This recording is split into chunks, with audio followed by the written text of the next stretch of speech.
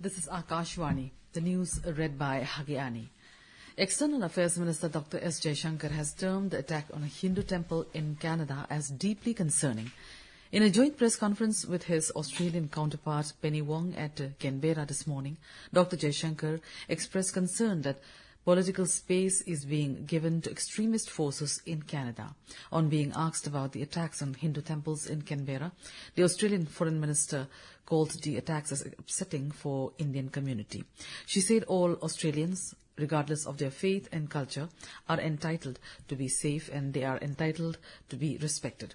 The press conference was being held after Dr. Jaishankar participated in the 15th India-Australia Foreign Ministers Framework Dialogue with Ms. Wong in Canberra today. President Draupadi Murmu today said India is the blessed land of Dhamma and in every age there have been great masters and misdeeds. Addressing the gathering of the first Asian Buddhist summit in New Delhi this morning, the President said the Buddha holds a unique place among these pathfinders. The President said today when the world is facing an existential crisis on many fronts, the Buddhist community has much to offer to humankind. The Ministry of Culture, in collaboration with the International Buddhist Confederation, is organizing the two-day summit. In Jharkhand, campaigning has intensified in those areas where the first phase of polling is scheduled to be held on the 13th of this month. While addressing election meeting at Domchachi in Koderma, UP Chief Minister Yogi Adityanath accused Chief Minister Hemant Soren of ruining the state and said that election is the right time to uproot the corrupt government. The Supreme Court today upheld the constitutional validity of the Uttar Pradesh Board of Madrasa Education Act 2004.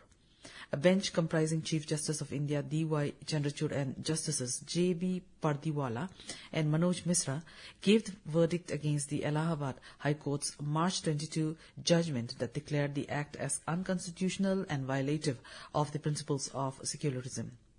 The apex court said the statute can be struck down if a state lacks legislative competence. The ruling means that madrasas would continue to function in Uttar Pradesh with the state regulating the education standards. In another decision today, the Supreme Court held in a majority ruling that not all private properties are part of the material resources of the community and that the state must redistribute under Article 39B of the Constitution. However, it noted that some private properties could fall under this category if they are significant and serve the community. The Centre has released the 15th Finance Commission grants during the financial year 2024-25 for the rural local bodies of Haryana, Tripura and Mizoram. Panchayati Raj institutions and rural local bodies of Haryana have been given untied grants amounting to nearly 195 crore rupees as part of the first installment. The government has taken a series of steps to stabilize the prices of essential food items while also ensuring fair price to the farmers.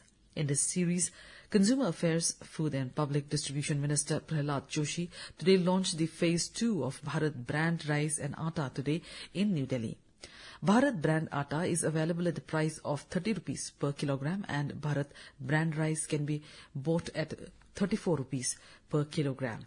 While addressing the media after the launch, Mr. Joshi said that this is an important step among a series of steps taken by the government for the welfare of ordinary consumers. Niti Aayog member Dr. Vinod K. Paul today said that artificial intelligence brings in precision and approach to various clinical conditions in the healthcare sector. He said this during the FICCI's 18th Annual Healthcare Conference, FICCI Health 2024. Speaking about the theme, Dr. Paul said that the health outcomes and services of the country should be at a level with the developed countries.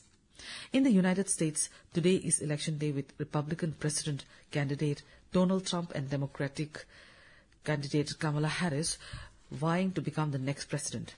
The polls are scheduled to open at 10 GMT. Mr. Trump ended his campaign with a speech in Michigan. Mr. Trump vowed to seal the border and has proposed tax cuts worth trillions. On the other hand, Ms. Harris wrapped up in another swing state, Pennsylvania. She has advocated for abortion rights and pledged to lower food and housing costs for working families. With 538 electoral college votes up for grabs, the candidate who secures 270 will win. That's all in this news bulletin. Namaskar.